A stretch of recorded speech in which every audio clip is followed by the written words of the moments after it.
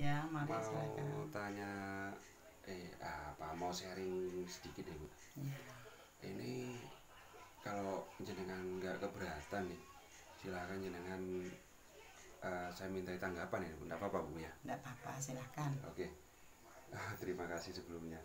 Ini ada kasus seperti ini nih Bu, Ya, yang ingin saya tanyakan ke jenengan. ya, Di satu kasus ada Ibu Tati nggih. Ibu Tati itu adalah guru kelas 5 Bu. ya, Nah, yang merupakan rekan kerja Ibu. ya, Nah, kemudian Ibu Tati ini sama-sama mengajar kelas 5 dengan jenengan. ya, Ruangan kelas Ibu Tati ini persis di sebelah ruang kelas jenengan Bu. ya, betul. Nah, jadi pada saat mengajar itu ya bersebelahan gitu lah Bu. Ya, betul. Nah, selanjutnya Ibu Tati ini track recordnya terkenal sangat disiplin, kemudian cenderung galak. Ya, Pada sisi lain, Ibu Tati juga merupakan guru yang pekerja keras dan murid-muridnya pun selalu mendapatkan nilai yang sangat baik, Bu. Nah, sebagai murid yang apa namanya ya, yang berprestasi, itu selalu dituntut oleh Bu Tati ini untuk belajar dengan keras juga Bu. Namun sebagian murid-murid yang sangat takut pada Ibu Tati dan sebagian lainnya bisa eh, ada juga yang bisa menyesuaikan diri gitu. Em, Kepala sekolah ibu, nah di kelanjutan ceritanya nih Bu ya, kepala sekolah ibu ini orang tua murid juga yang menghargai Ibu Tati. Nah, suatu hari ibu mendengar tangisan seorang murid dari luar kelas. Untuk melihat asal suara tangisan tersebut, ibu ini merasa curiga gitu. Ini kenapa kok nangis terus gitu ya? Ini kenapa kok nangis terus? Akhirnya setelah jenengan lihat, ternyata ada seorang murid perempuan ini Bu. Ini dihukum oleh Bu Tati gitu. Murid kelas 5 juga. ya, Nah, itu dihukum oleh Bu Tati, dihukum posisinya itu berlutut Bu. Berlutut terus di atas batuan yang panas. Karena kebetulan siang hari waktu itu Bu ya. Nah, setelah itu jenengan lihat kok sendirian, kok nangis gitu kan. Sedangkan dilihat di kelas sebelah jenengan, ternyata Ibu Tati masih mengajar di situ. Masih mengajar dengan santainya gitu. Nah, eh, anak ini nangisnya udah nggak karuan Bu, udah seperti orang yang kesakitan dan sebagainya itu sudah, karena ya namanya lutut bertemu dengan batu gitu mungkin diteriknya panas matahari juga.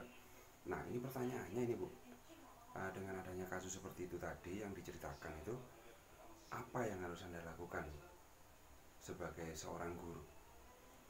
ya. Kami sebagai seorang guru melihat murid seperti itu, otomatis saya menghampiri. Karena apa? Sebabnya itu anak itu berlutut di bebatuan yang panas, kasihan. Mungkin tangisan itu karena panas, bisa melentung, itu bisa. Jadi saya amankan dulu. Pokoknya saya angkat dulu anak itu, saya amankan dulu. Terus setelah itu, sementara saya tanya dulu anak itu, kenapa kok nangis? Ternyata dia berlutut di bebatuan yang panas itu. Jadi saya menginterpretasi pada anak itu, setelah saya tanya, oh dihukum sama bu guru. Jadi saya secara permisilah sama bu guru Jadi itu. jenengan, mohon maaf nih gitu. Ya, ya, Jadi jenengan menghampiri anak tersebut Bu nih, ya, menghampiri anak tersebut. iya, menghampiri anak tersebut. Oke. Sementara ya saya junjung lah, saya angkat. Karena Hmm. kok menangis, kenapa? Ternyata bebatunya tuh panas. Oh, Nah, gitu panas, ya. iya. Panas, Hmm. kasihan. Saya amankan dulu ke ya yang teduh lah. Jadi setelah itu saya konsultasi atau berkomunikasi sama bu gurunya, bu Hmm. tadi tadi. Itu Kenapa? itu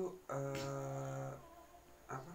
Boleh Bu, menurut jenengan menginterupsi seperti itu boleh apa enggak nggih?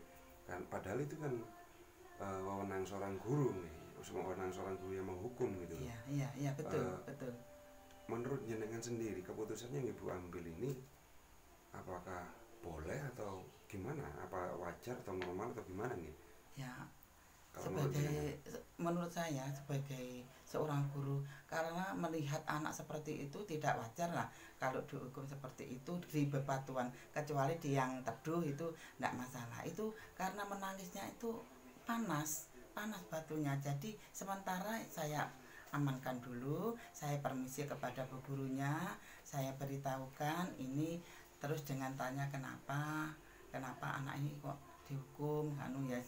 Itulah itu wewenangnya guru sendiri karena saya tidak tahu masalahnya. Jadi Bu langsung mengambil alih menginterupsi Iya, kondisi seperti iya itu Bu, sementara ya. tapi permisi sama bu guru setelah anu anak itu memindahkan yang teduh karena panas itu. Jadi saya setelah itu menghampiri gurunya, permisi anu anak itu saya pindahkan karena kepanasan gitu. Apa yang menyebabkan jenengan mengambil keputusan seperti itu? Karena ya gimana ya, umpama wong Jawa nepakne awake dhewe seperti itu kan panas itu, mesti aja anak itu menangis karena kepanasan, ndak kuat kakinya itu, ndak tahu, kasihan lah, masih ada rasa belas kasihan masih ada, harus sesuai lah itu. Jadi saya amankan dulu sementara. Jadi sementara saya amankan dulu, kemudian permisi sama gurunya, izin lah umpamanya izin sama gurunya, minta maaf ini sementara saya alihkan dulu karena kepanasan anaknya menangis. Selanjutnya apa yang menurut jenengan Bu ya, keputusan apa yang jenengan ambil, atau maksudnya bagaimana proses untuk menentukan keputusan, kok langsung menentukan seperti bagaimana prosesnya Ibu dalam melakukan hal itu gitu? Maksudnya bagaimana jenengan itu melakukan interupsi itu? Ada proses enggak? Apa langsung atau ditanyakan dulu ke gurunya gitu? Langsung, karena merasa terketuk hati saya melihat murid yang berlutut di batuan yang panas itu. Jadi merasa terketuk hati saya, langsung menghampiri anak itu. Sementara saya amankan, tanda izin kepada bu gurunya. Setelah itu saya izin karena bukan wewenang saya itu. Oke. Ya. Terus dengan permasalahan Ibu Tati sendiri dengan murid ini gimana nanti Bu? Apa tidak ada konflik lain nanti antara Bu Tati dengan jenengan? Oh ya, makanya kita harus komunikasi yang baik lah. Gimana? Kenapa anak ini dihukum seperti ini? Itu ya Pak, komunikasi yang baik dengan Bu Tati tadi. Oke. Baik Bu, terima kasih atas tanggapannya terhadap kasus yang sudah saya sampaikan ini. Mohon maaf, terima kasih. Semoga sehat selalu. Amin.